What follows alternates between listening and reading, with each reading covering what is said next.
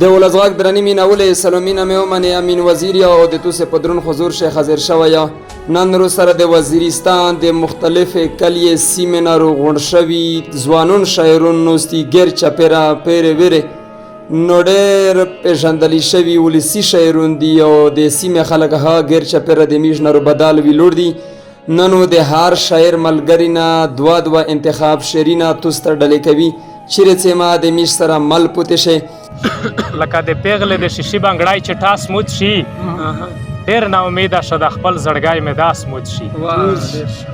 او د پښتني مشرون د مړه پرست اړین وکړو ډېر په جذبه په اتفاق وي کنیاس موت شي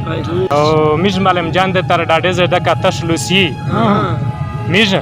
ملم جان د تر ډاډې ځکه تش لوسي د زنې وړکې په خلیل دل دی او داس موت شي ظلم زیاتای نه خپلو مخکې په پیړۍ وخېته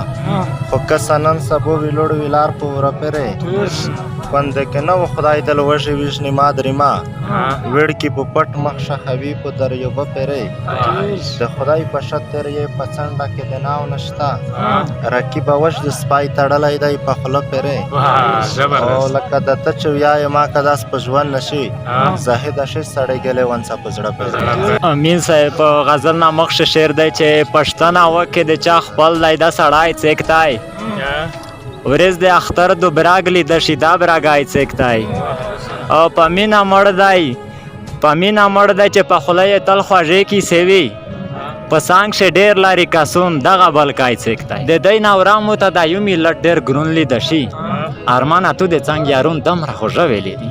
ډېره چې ما د دې کام د ظلمو ډېرې بې حسۍ لیدلې ما د دې کام د ظلمو ډېرې بې حسۍ لیدلې اوس چې د کور په ورانېدو باندې ژړا نه راځي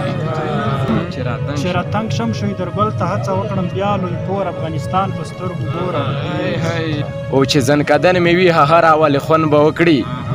چې زنکدن مې وي هغه راولې خوند به وکړي څه په کلاره به زما له وجود ساه لاړه شي او مننه چې زنکدن مې وي هغه راولې خوند به وکړي څه په کلاره به زما له وجود ساه لاړه شي او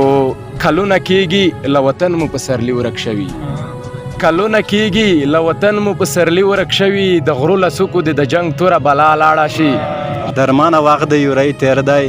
مارو ناڅا مرګی د ویر دی اس خو مې ختم د زړه زیر دی او جنګ د ړندې سترګې منګیر دی خو چې پښتین مخته ورڅي ټاک ور کوي نه د اختر ورځې قسم د ماته زوره کوي ډېر یتیمان به پژه کپړو ته اوښکې مړې تویوي دا عادتونه مې چې وي خود د ازله وینه دا عادتونه مې چې وي خود د ازله وینه کیسه جواد غږی کو دور کیسه بله وینه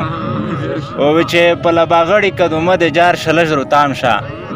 په لباغړي کدومه د جار شلژ روتام شه بیا خدای خبر دی چې اشنا زو د کلا وینه پیرا جانان پسل کے ایوانوں کو پیرا جانان پسل کے ایوانوں کو پیرا بیخی خواجہ کسانوں کو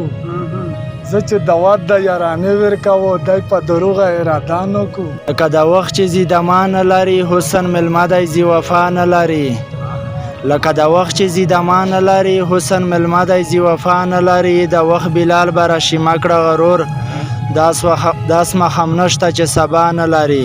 حالات کوي هر څنګه خو بیا هم امین وزیره ستو به دوامداره د خپل حق مبارزه درنې مینولې دا وي د میژ د وزیرستان د سیمې ځوانون شاعرون چې د دوی دوه یا درې انتخاب شعرونه میژ توسته پیش کړل چې بیا امین وزیر سره د خپل ټیم خزریږي تر بیا د خدای په امان